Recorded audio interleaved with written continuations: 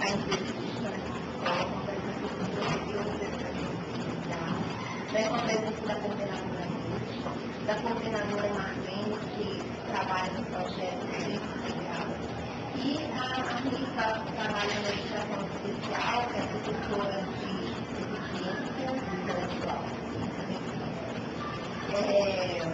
Nós vamos falar o título da entrevista, apurando os olhares da intervenção escolar, observando a escola de mundo público. Bem, nós vamos começar com a palavra de outras coisas.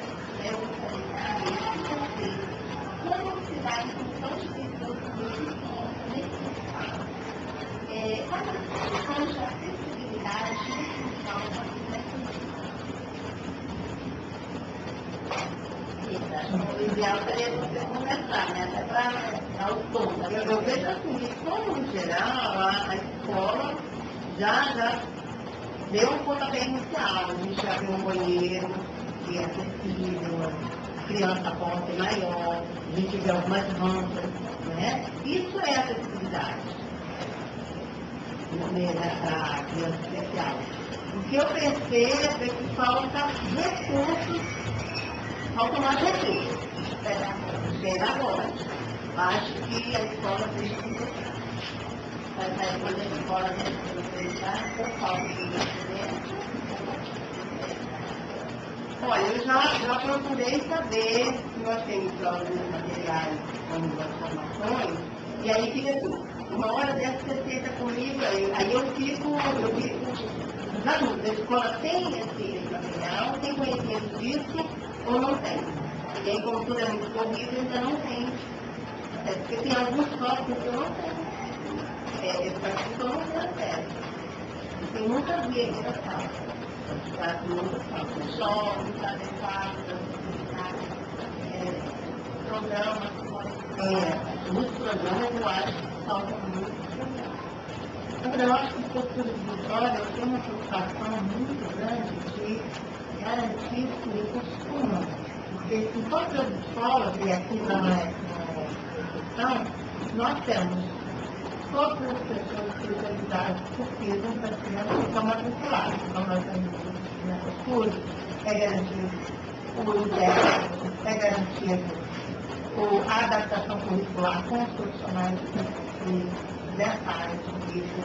Você tem as crianças múltiplas, eles têm a própria cadeira deles, mas o que quer dizer que para crianças deficientes, elas têm limitações.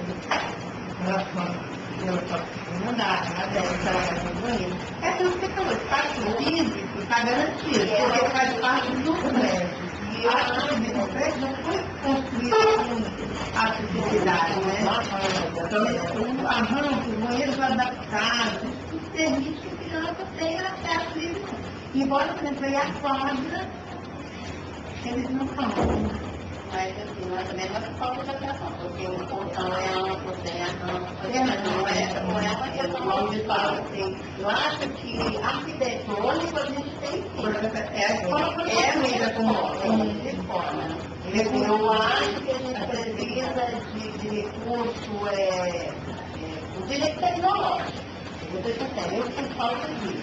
Recursos tecnológicos, com um apoio qualificado, voltado para essas situações.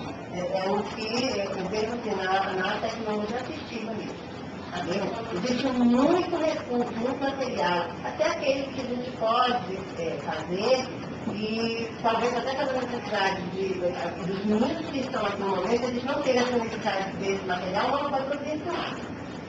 Eu vou falar como eu sou coordenadora aqui na escola, mas eu sou professora de língua portuguesa.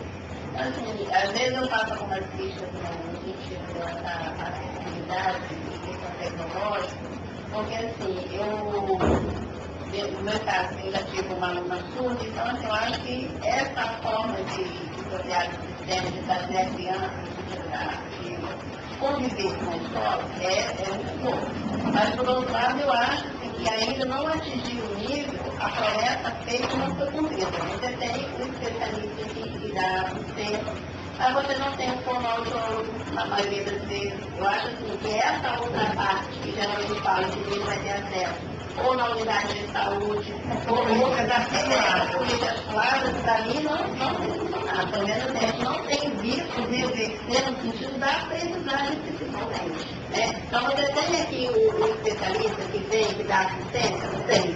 Mas cadê o fonoaudiólogo, o psicoterapeuta? Eu acho que tem, dependendo da deficiência da criança, essas outras partes, quando a gente estava mais na paz, e parecia que ele evoluía em termos de aprendizagem, uma assistência integrada, eram poucas crianças para ele dar conta, e no sentido assim, um processo maior, diário, né, cotidiano. Eu acho que as escolas são um sistema, não é nem a escola, porque a escola, ela faz o que a professora não permite e dá condições de fazer. Eu acho que um pouco, na minha opinião, existe um discurso, mas a prática não é perfeita. Eu vejo que na escola, por exemplo, eu pergunto a você, eu acho que dentro daquilo que o sistema dá condições dos humanos, como você está falando, da condição humana fazer, é feito. Mas se você não tem outros recursos, você fica perdido e a criança não recebe ao certo. Então eu acho que a PAI, e pela pouca experiência que eu tenho, ela conseguiu fazer um trabalho efetivo melhor, porque todo um grupo estava ali naquele momento para fazer um trabalho efetivo. Porque a escola não tem, você tem uma parte aqui no cotidiano do dia, né? Dentro do período normal, mas a outra parte você não tem que fazer. Então eu acho que está faltando aí uma questão tecnológica. A parte substituir, eu não conheço, eu nunca participei, não trabalhei na parte, eu nunca trabalho como observadora. Mas eu acho que a PAI ela não cumpre o papel da escola. Ela cumpre um papel importantíssimo de complementação à escola. Então, porque se você coloca uma criança em idade escolar somente na PAI, você segrega essa criança. É a mesma coisa que você pegar uma criança surda, como foi durante muitos anos, reclusa ao grupo de crianças surdas. Então, por exemplo, o Instituto Nacional de Educação de Surdos do Rio de Janeiro, ele tem um grupo de alunos que são só surdos. Qual é a primeira língua deles? É isso. Então, a criança que tinha sido educada numa escola regular, que tinha acesso a uma comunicação global, que era oralizado, que era nivelado, quando ela chegava no NIMS, ela ficava ali, porque ela não tinha o NIMS. Agora, claro, com o reconhecimento de uma língua, dela como uma língua brasileira, nós temos que nos apropriar desse discurso para nos manifestar, não essa minoria. Agora, Não, eu não estou falando de retornar para a paz, eu estou falando que o que a gente tem hoje, em termos de recursos, não é suficiente. A forma como o sistema estruturou, no sentido de que a criança precisa do professor, a criança precisa do psicoterapeuta, e essa parte externa, ela está muito distante da escola. Ela até o menino conseguir efetivamente a vaga e tem a certeza de que o pai vai levar, você não está garantindo efetivamente. De repente, se trouxesse esses profissionais, ou pelo menos se a gente tivesse um controle melhor no sentido do menino receber um recurso, para que ele possa avançar na aprendizagem. Não é devolver para a pai, mas que a pai tinha uma estrutura. Eu acho que no sentido da interação, nós avançamos. O menino ele interage, está dentro da escola, ele convive com seus pais, ótimo. Mas isso não é suficiente. O recurso da aprendizagem, a aprendizagem não está sendo efetivamente trabalhada. Ela é funcionária realmente, um tempo como clínica, e dava conta, sim, de ter um aluno ali para ser alfabetizado também, como escola. O que aconteceu? Se tirou essa responsabilidade, para que isso acontecesse como sendo regular. Na parte ficou só com a parte clínica. Tanto que tem o atendimento educacional especializado que pode ser feito na instituição de ensino educação ou na casa. E aí a escola, a família pode optar. Um atendimento aqui, toda escola é obrigada a oferecer. E optativo família. O que acontece? Eu vejo na fala de Jesus. É que a paz, mesmo tendo uma instituição menor, a paz, a loja, a instituição menor, não davam conta Eu acho que a criança estava Elas faziam, né, acontecer a aprendizagem. Eu conheço crianças que só usaram meu pai, são universidades, são mercados de trabalho, entendeu? E aí a escola oferece um sistema, né? Eu sei que existe inclusão, existe a lei que tem que respeitar a lei para cumprir, mas nós, como sistema, ainda sabemos muito. Né? Eu não sei se é só nós como sistema que falhamos, não. Acho que a gente falha no sentido de políticas públicas, porque ninguém pode fazer para dentro da escola, o psicólogo, o assistente social, não sei o que, nem vai deixar. Muitas vezes o processo, eu sinto que esvazia o nosso papel. Esvazia o nosso papel, não vai ter que resistir, pedagogo, né? Então, eu acho que tem que ser coisa articulada. Na hora que a escola consegue detectar como a criança está fazendo problema de óbito, porque a assistente social pediu, mais efetivamente. Exatamente, isso deveria ter um retorno lá fora. Porque olha, eu vou falar com você, conclusão. A minha aluna saiu da oitava série sem estar alfabetizada. Ela tinha interação, ela tinha convivência, ela tinha um caderno muito bem organizado, mas até porque era mais difícil para ela, porque ela era de uma família de ouvintes, né? Então, assim, para ela estava sendo passado a língua, porque assim, ela não tinha língua nenhuma, ela falava por gestual, né? A gente compreendia muito. Mas ela efetivamente ela não está alfabetizada. Nós estamos, como é o nome do menino que acabou de citar com a mesma? Iá está em série. Ainda tem, ele não está alfabetizado. Nesse sentido, eu acho que o sistema precisa se fechar mais no sentido das outras questões, a coisa andar mais rápido. Porque efetivamente ele tem que ele é motivo mesmo do processo de ensino-aprendizagem, que é papel da escola. Então, a escola não consegue mais cumprir o seu papel com essa criança de necessidade especial, no sentido de oferecer a ela a disciplina, eu acho, as condições necessárias, inclusive no campo da informação, da tecnologia, as condições adequadas à necessidade dessa. A gente acha que essas condições, eu vi há pouco, quem assistiu o Medicina Certa, a história do talento da professora de educação física dando aula de brinquedos radicais. E aí, tinha lá a menininha com deficiência física, sentada no patinete, que ela não teria condição nenhuma de utilizar sozinha. Mas qual foi o processo que ela teve? A professora simplesmente resolveu de uma forma criativa. A coleguinha estava dirigindo o patinete e ela sentada entre as pernas das meninas e curtindo e vivendo a mesma emoção da menina que dirigia. E aí, eu acho que isso é acessibilidade. Isso é tecnologia assistida, é você adaptar ao indivíduo a condição dele viver todos como criança, que todos como adolescentes dele. Eu vi naquele exemplo simples, prático, uma forma de assim, então todo mundo pode fazer, né? Todo mundo pode criar recursos tecnológicos. Porque se ela ali, naquele instante, falando de brinquedos radicais, jamais seria pensar que uma criança deficiente física usando um brinquedo radical.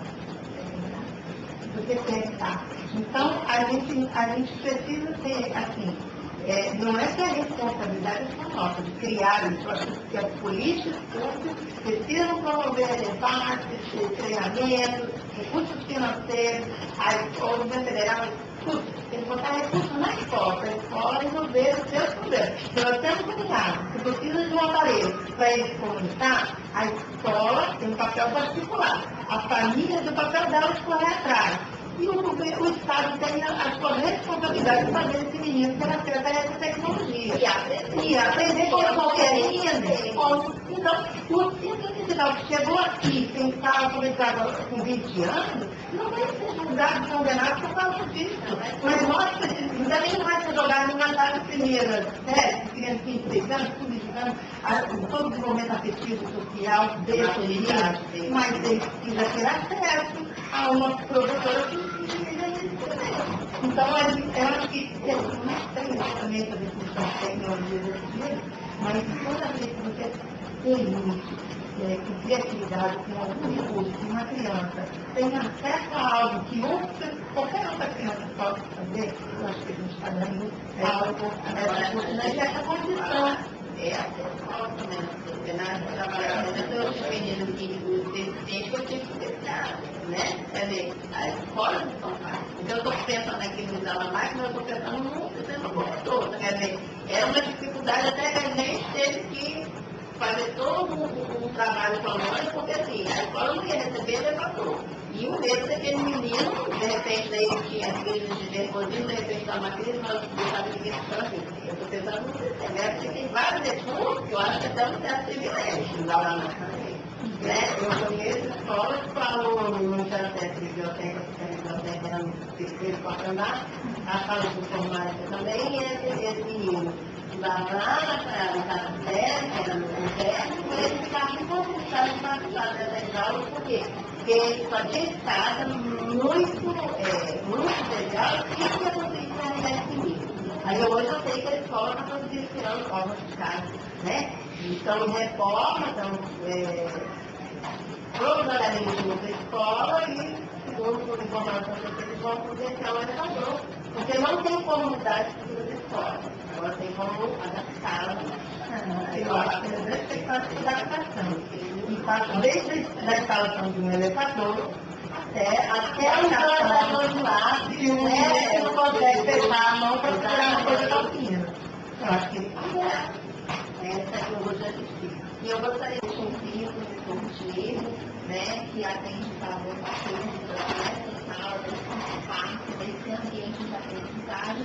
Eu gostaria que ele falasse um pouco sobre essa acessibilidade, essa inclusão desses alunos e a questão da tecnologia assistivas também para essas crianças, porque a gente observa que eles estão sempre comunicando com computadores, com meios de comunicação e como se dá esse processo de ensino-aprendizagem através dessas tecnologias? Aqui, meu nome é Diego, né, eu estou aqui como tradutor e intérprete de livros. Né?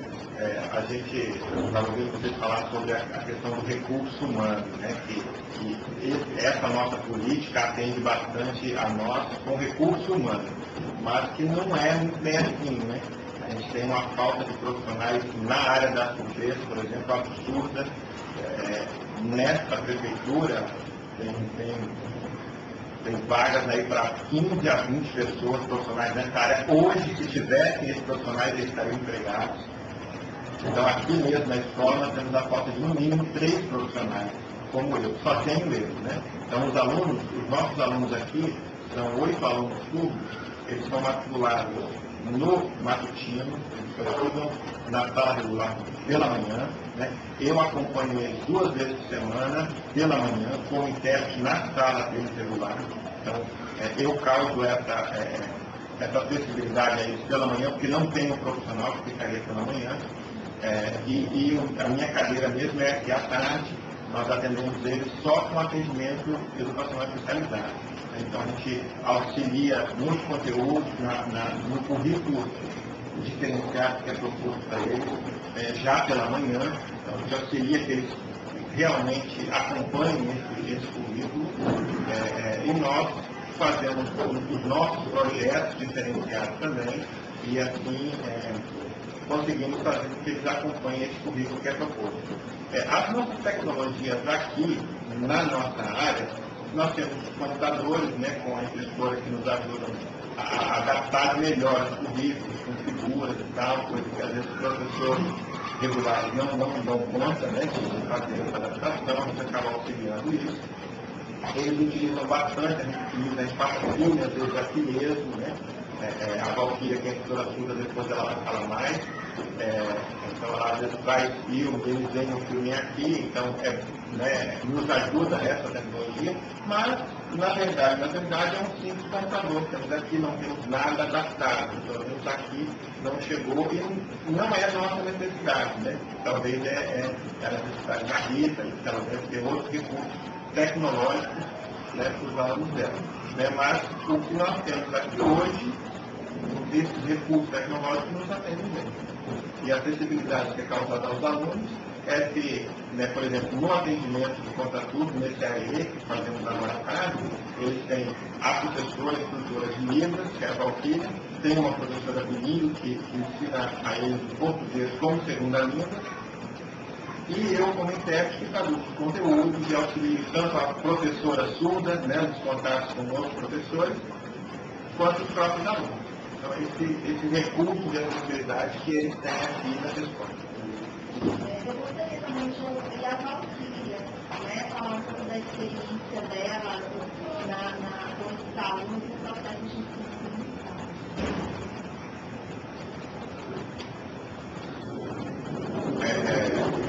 Então, antes, né, nesse termo, nós não tínhamos esse atendimento educacional especializado. Nós começamos, eu comecei aqui em 2010, né, então nós criamos várias estratégias para os alunos, para que nós temos aqui alunos, o Eduardo, a Camila, né, que são alunos que acompanham realmente a série que estão na sétima série, e outros alunos que, né, por avançar, pela idade, mas não acompanham, não tem muito esse conhecimento.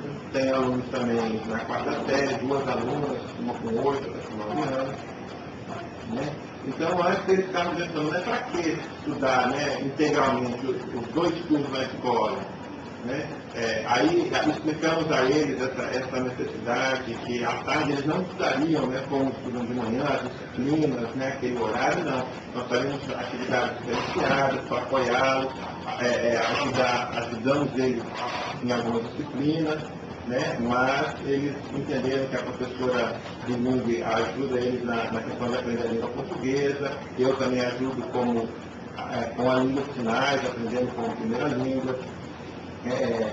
Ensinamos, por exemplo, todos os ambientes da escola, eles têm acesso, eles sabem o que é a cantina, o que é a sala dos professores, né?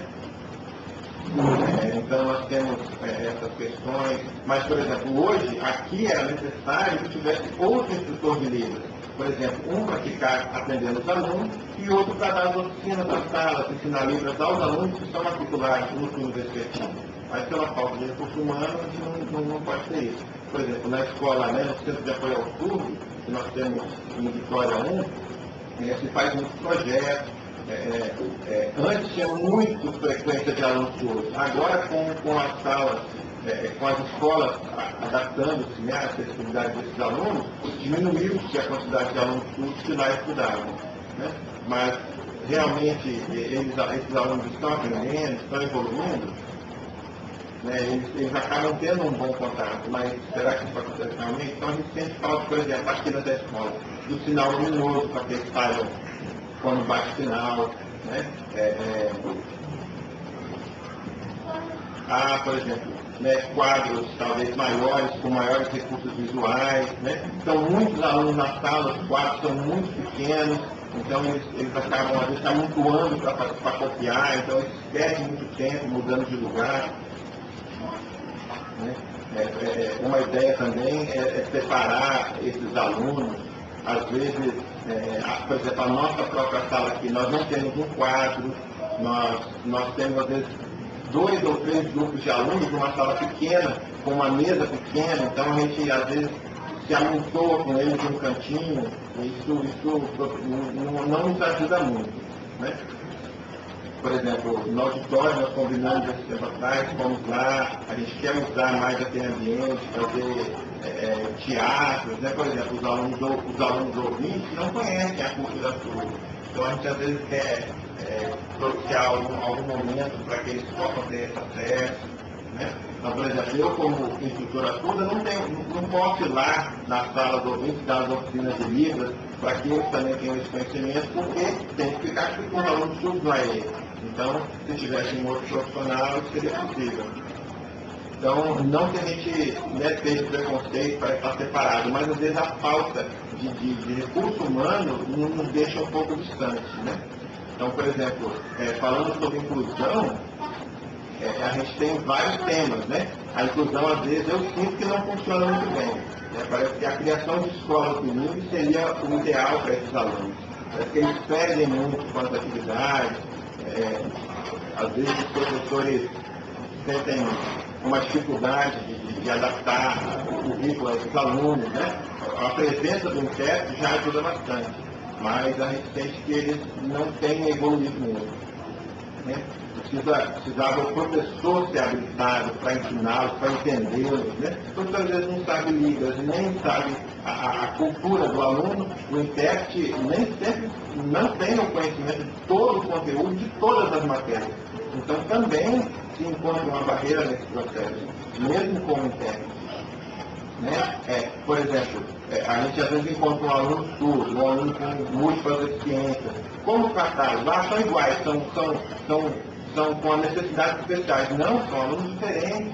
Né? Então a gente, para pensar em tudo isso, é muito complicado. Às vezes a gente encontra um aluno surdo com múltiplas deficiências, então é outro processo. Ou encontra um aluno surdo que também é cego. Então como fazer isso? Será que separá-los, né, atendê-los de forma individual seria melhor, né? Se a família aceita, o que a família acha? A gente não quer obrigar a se separar, mas a gente sente uma necessidade de separar os alunos surdos numa sala. Né? Por exemplo, não é preconceito, mas é porque eles têm uma própria língua, por isso seriam separados. Muito bem, eu agradeço a obrigada pela contribuição, pela formação.